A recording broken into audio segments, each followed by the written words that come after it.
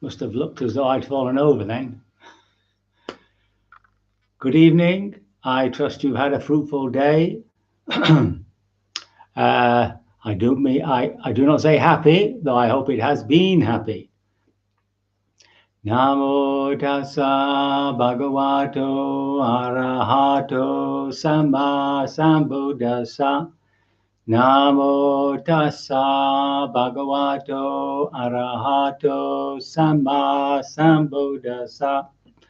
Namo tassa bhagavato arahato samma sambuddhassa.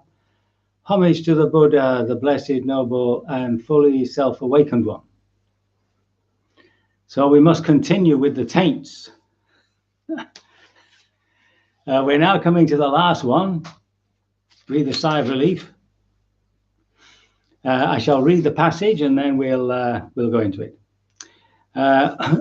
Just as a little reminder, it's always good to just go through them again. There are taints that should be abandoned by seeing. That was the one with Vipassana, seeing not self. Taints should be abandoned by restraining. Taints should be abandoned by using. Taints should be abandoned by enduring, by avoiding, by removing. Those are the thoughts. And finally, developing. So what taints should be abandoned by developing? Here, the meditator, the bhikkhu, reflecting wisely. Don't forget, there's always a bit of reflecting wisely. Develops mindfulness enlightenment factor, which is supported by seclusion, dispassion, and cessation, and ripens in relinquishment. He develops the investigation of states enlightenment factor, the energy enlightenment factor, the rapture enlightenment factor, the tranquility enlightenment factor, and the concentration enlightenment factor, and finally the equanimity enlightenment factor, which is supported by seclusion, dispassion, cessation, and ripens in relinquishment. While taints, vexation, and fever might arise in one who does not develop these enlightenment factors, there are no taints, vexation, or fever in one who develops them. These are called the taints that should be abandoned by developing. So, just 3 words there: seclusion, dispassion, and cessation. So this seclusion, viveka, means to be with, well, there's 2 meanings. Either you seek seclusion from people. I mean, we're in a sort of state of seclusion, but it's also meaning a seclusion within ourselves. That's when we close off and investigate ourselves within ourselves. Dispassion, viraga, is that state of not being overcome by any of the defilements. Cessation, nirodha, is the point where everything, as it were, phenomenal disappears. And this lovely word relinquishment, the word is parichaga. Chaga means it means to give. It means to let go of, to relinquish everything. Pari is everything.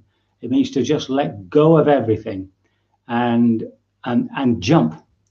It has this quality of beginning something, of getting into something.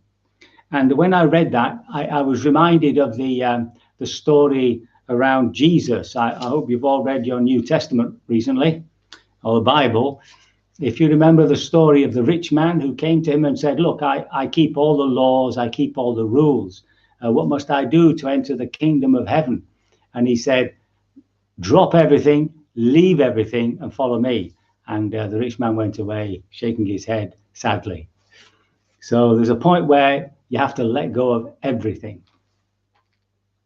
It's a sort of death.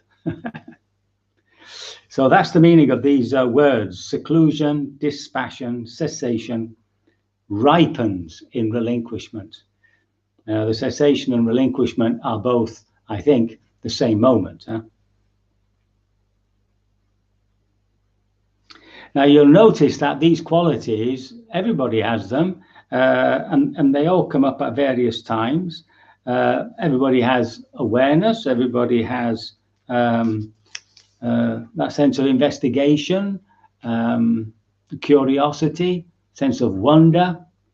Everybody has that. Well, that's what the rapture is referring to. PT. It means any sort of physical shaking because of happiness, a little thrill up the spine, to great absorption joy. But here, of course, it's the joy of interest, the heart's interest. Tranquility, people feel tranquil at times. Concentration, equanimity, sometimes people are equanimous about things. So none of these factors are something strange to us. We all experience them. What turns them into enlightenment factors is we turn those qualities to investigate the Dharma, and specifically those three characteristics of existence: suffering, the cause of suffering, and reactivity and all that, impermanence and not self.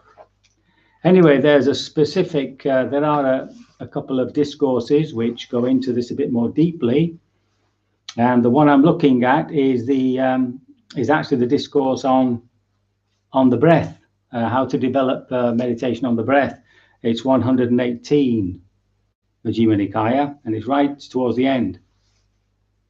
So the question is, how are the four foundations of mindfulness developed and cultivated? How do they fulfill the 7 factors of awakening, the 7 factors of enlightenment? So, so he says, bhikkhus. Remember, that means all meditators. Whatever occasion a bhikkhu abides contemplating the body as body, ardent, fully aware, and mindful. Ardent, fully aware, and mindful, having put away covetousness and grief for the world. So remember that ardent is that real energy that we need to maintain that mindfulness. Fully awake, mindful, and putting away covetousness and grief. That's just another way of saying greed and aversion. Unremitting mindfulness is established in him. On whatever occasion unremitting mindfulness is established in him, on that occasion mindfulness enlightenment factor is aroused in him, and he develops it, and by developing it, it comes to fulfillment in him. Okay, so that quality of awareness is something that we just by constantly establishing it and maintaining it, it becomes a continuous factor within us. I don't say continual, which means there's never a break, but at least it's there for longer and longer periods. Abiding thus mindful, he investigates and examines the state, examines that state with wisdom and embarks a full inquiry on it. Right, so let's just read that again. He investigates and examines that state with wisdom and embarks upon it and fully inquires upon it. So this is Dhammavichaya. This is that process of looking into something, just as any scientist might, really investigating. But this investigation, of course, is our own inner phenomenal world, the world of the heart mind, the body heart mind that we experience internally.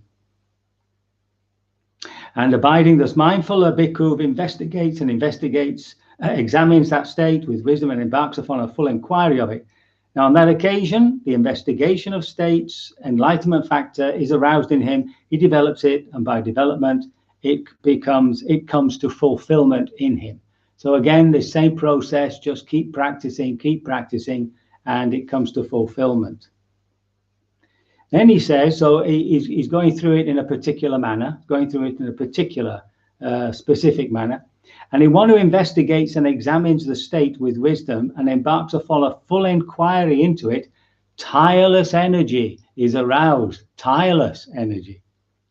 And then again, whatever occasion, tireless energy is aroused in the bhikkhu who investigates and examines, etc., etc.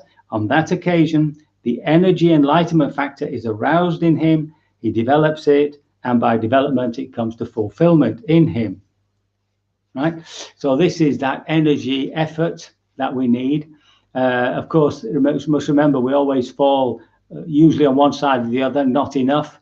We fall asleep, or too much, often over efforting to try and achieve something, instead of just remaining in that lovely space of just being aware, just investigating.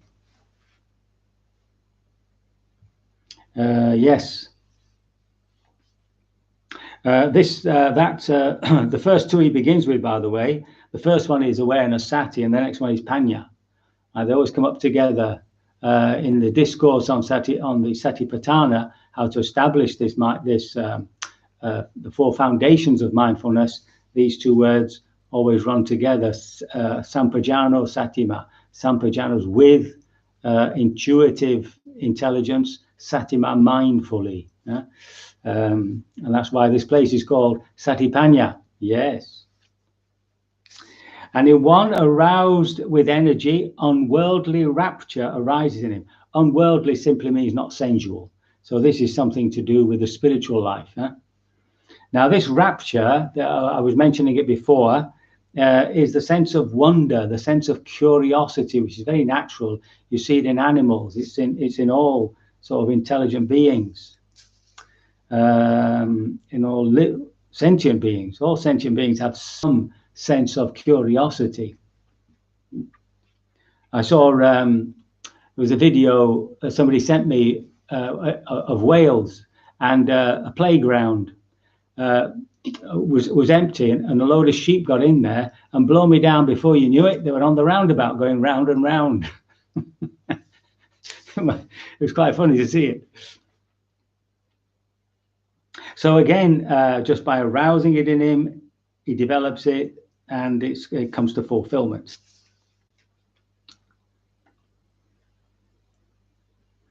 And then when this rapturous state is established, the occasion in him of tranquility.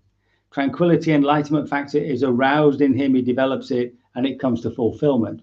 So this tranquility, we all feel that at times, calmness, feeling at peace, feeling at ease. And that supports this curiosity, which can get a little bit excited. It can go over the top of it. So that calmness with that balances that state of over wonder, over curiosity. But we'll come to that again in a minute. And in one whose body is tranquil, he feels pleasure, and the mind becomes concentrated. And on whatever occasion, etc., on that occasion, concentration, enlightenment factor is aroused in him. He develops it, and by development, fulfillment. Now you'll notice that concentration comes after calmness, you see, and I'll talk a bit about that a bit later. So remember that, first of all, that sense of calmness, sense of peacefulness, and then the curiosity and the concentration's drawn. It sort of develops around those qualities. He closely looks on with equanimity. So here now the sentence changes. He closely looks on with equanimity at the mind thus concentrated. And on whatever occasion a bhikkhu closely looks on with equanimity at the mind thus concentrated. Now this equanimity is really about an attitude of that objectiveness, that objectivity, not getting involved, no reactivity. And of course that also is aroused in him, he develops it, and development comes to fulfillment. So now, so the first one was on the body. So now, of course, he says exactly the same thing with the other three establishments of mindfulness. First of all, feelings in the body, both and mental, emotional feelings. Yeah. The next one is, of course, mental states. And then finally, mental objects, by which we mean seeing things through the 7 facts of enlightenment, the 5 hindrances, the 3 characteristics of existence, the 4 noble truths. Okay, it's a way of investigating things. And this is how the 4 foundations of mindfulness are developed and cultivated until and fulfilled.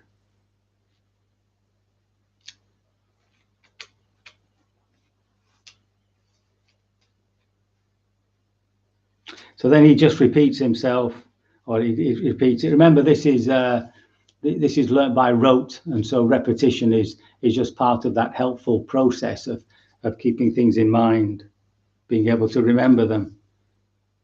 Because this is how the 7 factors are developed and cultivated, fulfill true knowledge and deliverance.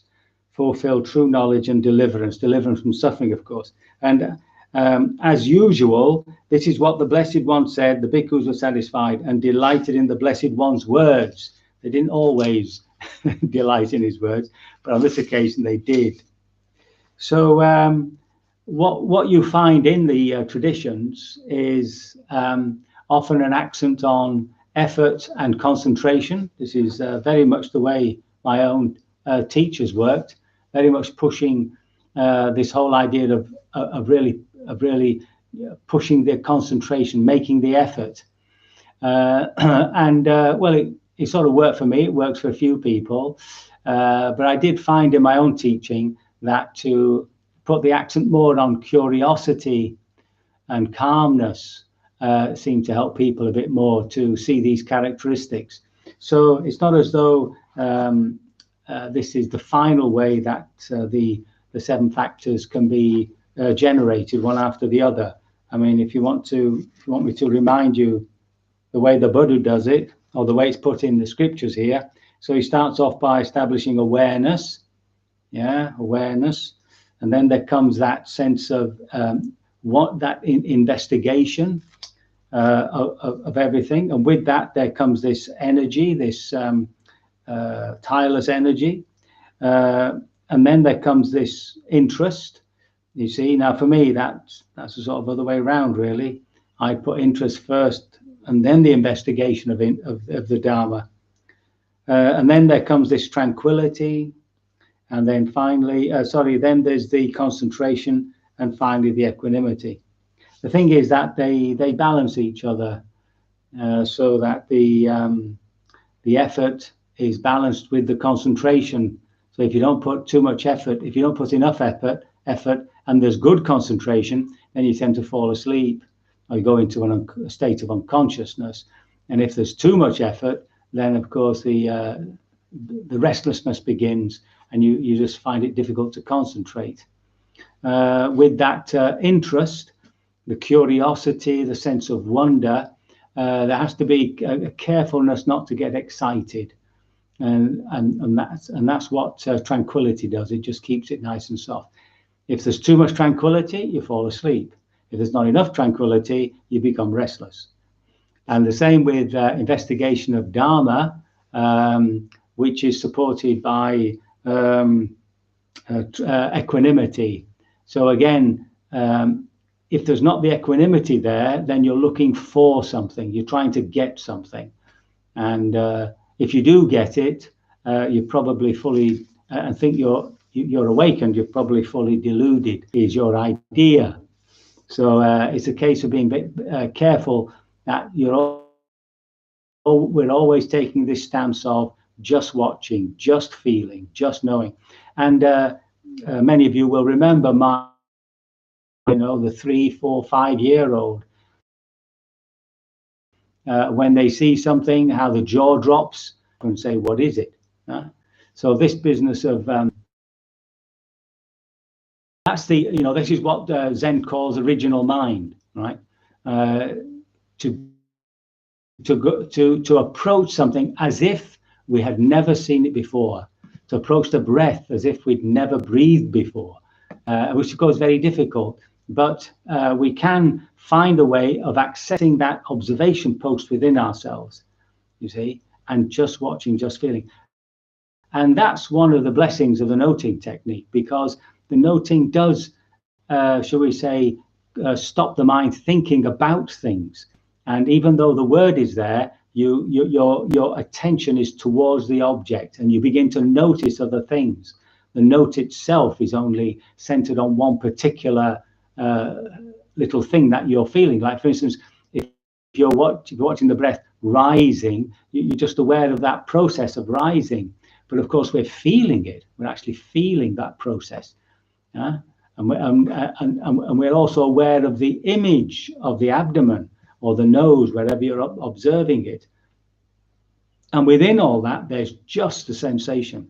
And as we drive the attention towards just sensation, we'll get to the point where the arising disappears. We're using a different word. Actually, at that point, normally there's no time to note. One is absorbed into the object, and even the sense of where it is has gone.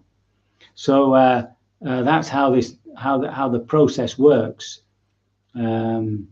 And all of these things, all of these 7 factors, remember, are all guided by awareness. Where the awareness is, the other 6 factors come up to support it. And that's often why, when we're being taught how to meditate, all these 7 factors are not really talked about, apart from saying, you know, concentration or interest. But there's no, I don't remember any of my teachers making any big effort to teach the 7 factors as such. It was always when your attention, when your awareness is there with right intention, the 7 factors support it. So I think that brings to an end our investigation of the taints. I might come back to the last paragraph, and we might spend just 1 or 2 evenings, or 1 evening, whatever it takes, on the fetters, what it is we're supposed to be unfettering, unchaining ourselves from. I can only hope my words have been of some assistance and that you are not left completely confused. And I think it's time now to do a bit of meditation.